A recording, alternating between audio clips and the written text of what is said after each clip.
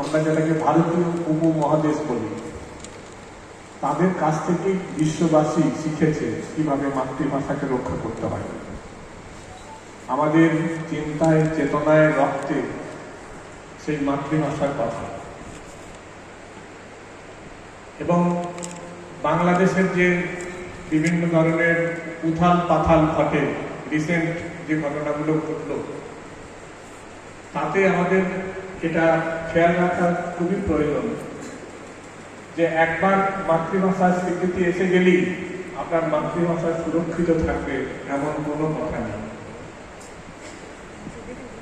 বাংলাদেশ যাই হোক শেষ পর্যন্ত ঘুরে দাঁড়িয়েছে, তার আত্মপরিচয়কে সে একবারে বিকিয়ে দেয়নি, এটা একটা খুশির খবর।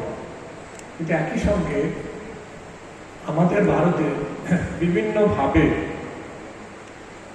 অন্যদের মাতৃভাষাকে আমাদের মাতৃভাষার উপর চাপিয়ে দেওয়ার বারবার চেষ্টা হচ্ছে।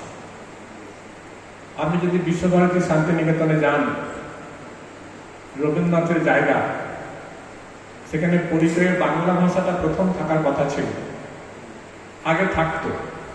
এখন দেখবেন 3টে ভাষাই আছে। 3 নম্বর ভাষাটা মানে আমার মাতৃভাষাটা বোধহয় না থাকলেই ভালো হতো, তারা সেরকম করে বিষয়গুলো ভাবে। অতএব শিথিল হওয়ার কোনো জায়গা নেই। আমি একটা জায়গায় শুনলাম গতকালই ছাত্রদের হিন্দিতে সই করার কথা বলা হয়েছে কোন একটি জায়গায়। এখন প্রশ্ন হচ্ছে যে আমি কিসের সিগনেচার করব, সেটাও বলে দেবে কেউ, সেটাও কেউ বলে দেবে। তার মানে আমরা যেটা খুব ভালোভাবে আছি এটা ভাবার কোনো কারণ নেই। আমাদের কিন্তু প্রতি মুহূর্তে সচেতন থাকতে হবে। আরেকটা বিষয় ম্যাডাম বললেন, এই যে ডিজিটাল ওয়ার্ল্ডের দিকে আমরা যাচ্ছি, সেখানে একটি ভাষার গুরুত্ব কিন্তু বাড়ছে এবং বাড়বে, এবং সেটা অপ্রতিরোধ। কিন্তু অনেক দেশ তাকে মোকাবিলা করেও কিন্তু টিকে আছে। যেমন আমার প্যারিসে যাওয়ার অভিজ্ঞতা হয়েছিল, আমার ধারণা ছিল ইংরেজিটা জানলে পৃথিবীর যে কোনো জায়গাতে সমস্যার মোকাবিলা হবে, আমার কোনো সমস্যা হবে না। কিন্তু একটা স্টেশনে আমার এই টিকিটটাকে কিভাবে ঢোকাতে গিয়ে তারপর টিকিটটা বেরোয় না।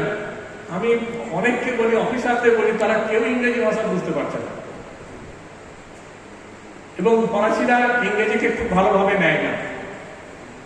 শেষে যাই হোক একটা ইয়াং ছেলে, সে একটা হাতে একটা ল্যাপটপ আছে, সে কিন্তু ইংরেজিটা শিখেছে, সে আমাকে উদ্ধার করে দিল। চীনে যান, এত বড় বড় দেশ, তারা কিন্তু মাতৃভাষার উপর যথেষ্ট গুরুত্ব দেয়। আমার বক্তব্য যে আমাদের ভারতবর্ষের ক্ষেত্রে হয়তো অতটা সম্ভব না, আমরা বহু ভাষার দেশ, কিন্তু মাতৃভাষাকে বাঁচিয়ে রেখে অন্যদের সঙ্গে যোগাযোগের মাধ্যম হিসাবে যার যেটা প্রয়োজন, আমরা যেমন ইংরেজিটা আমাদের লাগে শিখতে হবে। এখানে কিন্তু ইংরেজিকে বিদেশি ভাষা, উপনিবেশের ভাষা, অর্থাৎ ইংরেজি বাতিল করে অন্য একটা ভাষা আমাদেরকে শিখতে হবে, এই ভাবনাটা আমাদের মাথার মধ্যে ঢুকে যাওয়ার চেষ্টা হচ্ছে। ইংরেজিকে আজকাল উপনিবেশিক ভাষা বলার কোনো সুযোগ নেই। গোটা পৃথিবীর সঙ্গে যোগাযোগ রাখতে গেলে ইংরেজির বিকল্প এখনো তৈরি হয়নি। আপনি তৈরি করুন একটা, তারপরে কথা হবে, কিন্তু নেই, হয়নি। এবং উচ্চতর শিক্ষার ক্ষেত্রে আপনাকে গোটা ইউনিভার্সিটি সিস্টেম মানে হচ্ছে গোটা পৃথিবীর সঙ্গে আপনার ভাবনা চিন্তাকে জুড়ে রাখতে হবে। এবং এটা যে কতটা সত্য, আমি আমি আমি খুব বেশি লেখালেখি করতে পারি না, এবং ওই আন্তর্জাতিক ম্যাগাজিনের লেখা আগে আমি জানতামও না। তো বাংলাদেশ থেকে সামান্য একটা লেখা বেরিয়েছিল ইংরেজিতে এই উইমেন স্টাডিজের উপরে। দেখেছি যে প্রায় প্রতিদিন কেউ না কেউ আমাকে জানায় যে আমার লেখাটা তারা পড়েছে। একজন সম্ভবত আরবি ভাষায় সেটাকে অনুবাদ করার জন্য আমার পারমিশন চেয়েছে। এটা তো শুধু মাতৃভাষায় বাংলায় লিখলে সম্ভব নয়, সেজন্য ইংরেজি তো আমাদের গোটা পৃথিবীর সঙ্গে যোগাযোগ রাখার জন্য রাখতে হবে। কিন্তু সঙ্গে সঙ্গে মাতৃভাষাটা ভুলে গেলে চলছে। আমাদের সমস্যা, যারা আবার ইংরেজি চর্চা করে, একদম আমি বলি প্রায় জন্মের আগে থেকে তাদের শেখানো ইংরেজিতে পড়তে হবে, তা নইলে কোথাও কিছু হবে না, এখানে কিছু হবে না, বাইরে যেতে হবে, এই যে ভাবনাগুলো অনেক মা বাবার আছে, তারা কিন্তু মাতৃভাষায় এতটাই দুর্বল হয়, এটা আপনারা সবাই বুঝতে পারবেন না হয়তো। আমার অভিজ্ঞতা, মানে আমি যেখানে প্রায় 15 বছর কাটিয়েছি ইউনিভার্সিটি টিচারদের একটা কি বলবো রেসিডেন্সিয়াল এলাকায়। সেখানে তো মানে সব থেকে উচ্চ মানের বাবা মায়েরা থাকে না। তা দুর্গাপুজোর একটা নোটিশ গেছে, মেয়ে উচ্চ মাধ্যমিক পড়ছে তখন, লেখা আছে যে আবাসিকদের জ্ঞাতার্থে জানানো হইতেছে যে, তা ওই মেয়েটি যে উচ্চ মাধ্যমিক পড়ছে ইংলিশ মিডিয়ামে পড়ে, সে বলছে মা জ্ঞাতার্থে মানে কি?